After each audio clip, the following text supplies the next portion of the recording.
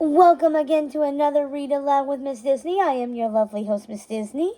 And today, hopefully, sorry guys, I am a little bit of sleep deprived right now, so I'm not here, but at the same time, I'm here. You know what I mean? Woo! And speaking of not really being here, we are going to be reading the next villain in the Serena Valentino villain series. And if you guess correctly, based on my clues, this villain is missing a limb, and let's say this villain never lands. If you guess correctly, did you guess correctly?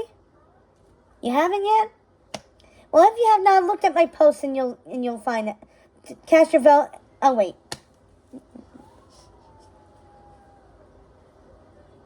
Oh, you're back. Hi, did you already make your vote? If you guessed correctly, it is Captain Hook. The story is Never Never, a tale of Captain Hook. Shall we begin? I initially had planned to read the prologue and the chapter today, but seeing as how I'm very bone tired, I'm just gonna do the best that I can, so stay strong. Stay strong, Miss Disney. You got this. Prologue. From the Book of Fairy Tales. Captain James Hook.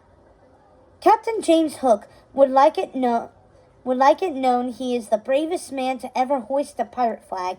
He know the truth, however. We see clearly into the changeable hearts of men, and we write their stories. We are the Odd Sisters, powerful witches, the creators of fates, and the authors of this book of fairy tales. If you're reading our stories in the order we have preordained, then you will remember we are in the place between. The place between the land of the living and the land beyond the veil. Though much time has passed since our daughter Circe sacrificed herself to save the many kingdoms, we still find ourselves trapped in this place with only one of our magic mirrors to show us what is happening in the outside world. Not that we need it. These stories are etched on our souls, for we have written them, and we have found ways to make our influence felt in the many kingdoms and in the outside realms. But enough of our tale for now. This is Captain James Hook's story. James wasn't always the man he is today, constantly thwarted by the Lost Boys, outsmarted by their impish leader Peter Pan, or besieged by a deep and abiding fear of a menacing crocodile with a clock ticking away in its belly. As hard as it may be to fathom, there was a time when James was a very brave soul, and one of the most feared and respected pirates to sail the seven seas. Those stories, however, have been eclipsed by his misadventures in Neverland, by his reputation for being a cowardly grown-up. Our story focuses on what happened before James made his way to Neverland, because you already know what happens once he got there. The adventures of Peter Pan and his nemesis, Captain Hook, are widely known. But what you don't know is how James became Captain Hook, and how he came upon that name. James wasn't born to pirate life. He was raised in London, a rather mundane, non-magical realm, where he was son to a grand lord and lady, well before the time of Lady Tremaine and Cruella de Vil, but not so dissimilar from their own upbringings. You will notice that the last three entries in this book of fairy tales have worked their way back in time, rather than moving forward. Yes. Yeah, but as you will soon learn... Alright. Time means nothing in the magical realms. Almost, and even less so to those who rule the lands where the magic is as dense as the deadwoods in the many kingdoms. As with most children in aristocratic households, James's daily care was left in the hands of a nurse. Okay, a nanny who attended to the child's every need.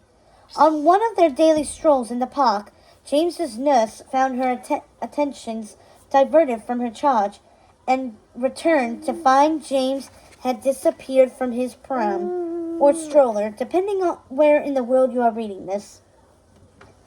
As you can imagine, James's disappearance sent panic into the hearts of his family. Little James was missing for 6 days. Your phone is wet because I licked it. Yep.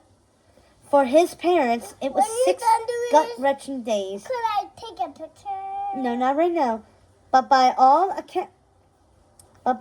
accounts, they were the most glorious 6 days of James's entire life, and have remained so to this day. Mommy. I know. In all our time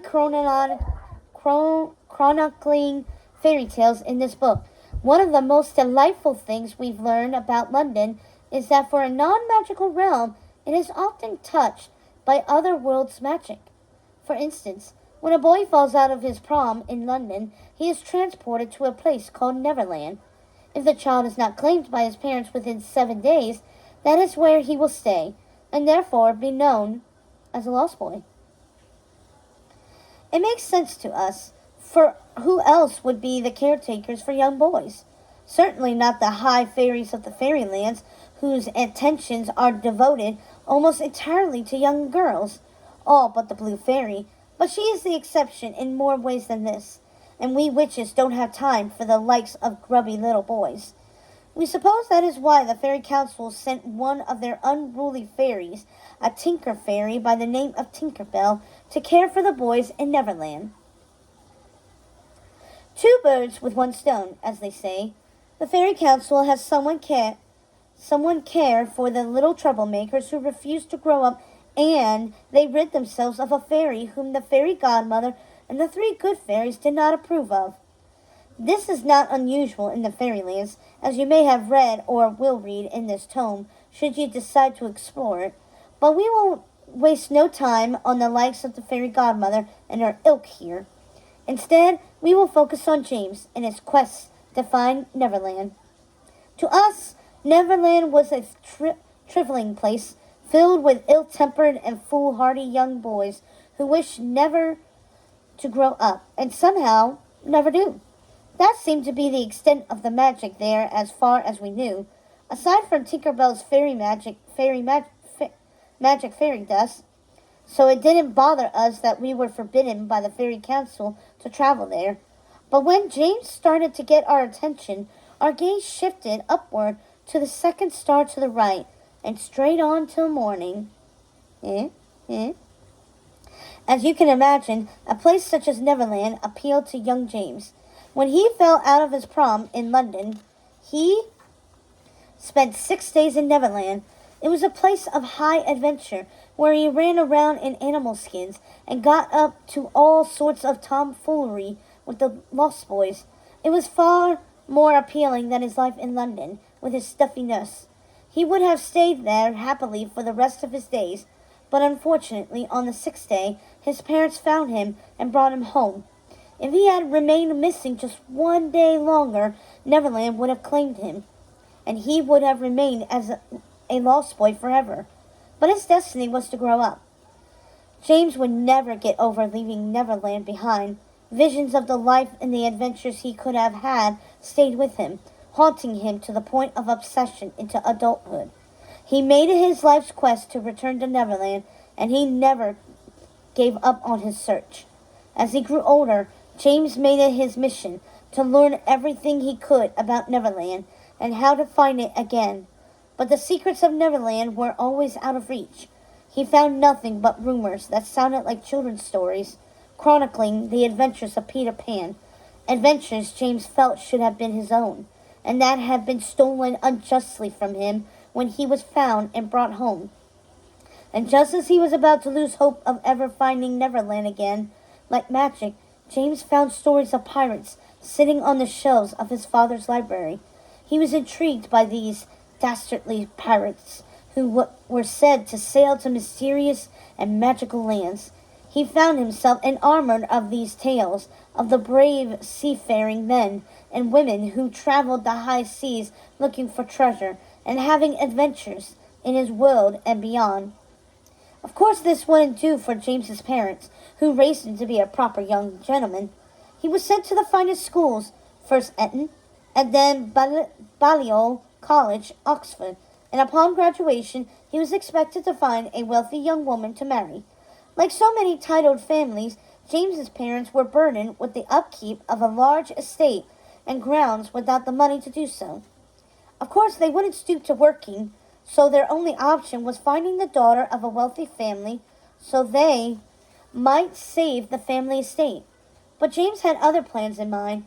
He was going to become a pirate. James read every book he could get his hands. Huh? Okay. Are you done? Almost. James read every book he could get his hands on about pirates and their ships, and made it his mission to be able to impress the most seasoned of pirates with the extensive knowledge of cartography, navigation, ship-rigging, artillery, and order of accession in the ranks. And of course he became acquainted with their skullduggerous and dastardly ways through the stories of their exploits and adventures. His time at Eton and Balliol College proved helpful in his research. He had read everything in his father's library when he was quite young, and was happy to have a whole new world of books at his disposal in the vast and expansive libraries while away at school. But there was something else his education and obsessive reading did for James that he did not expect. He became an excellent storyteller and found that he could speak with authority on almost any subject, as he was able to substantiate his opinions with the facts he easily remembered from the numerous books he had devoured over the years. In other words, he was a good talker, which was one of his greatest sources of pride. The more James read about pirates, the more he became convinced that if anyone could help him find Neverland, it would be a pirate. He could think of no one else who had seen more of the world or met more interesting people. What James didn't expect is that his adventures would eventually bring him to the Many Kingdoms, a truly magical place unlike any other. But we are getting ahead of ourselves. James's true adventure started on the evening of his graduation from Balliol College. His family shouldn't have been surprised when their butler brought them the farewell letter James had left for them in his bedroom near a stack of pirating books that evening. But they were nevertheless shocked and horrified. Who wasn't surprised, however, was their butler, because it was he who had truly known James's heart since he was a young lad. When James's father read the letter aloud, James's mother all but fainted, and then, in true aristocratic fashion, she took to her room for several weeks afterward, heartbroken that her only son could bring such shame upon his family. Dearest Mama and Papa, today I embark on my true calling.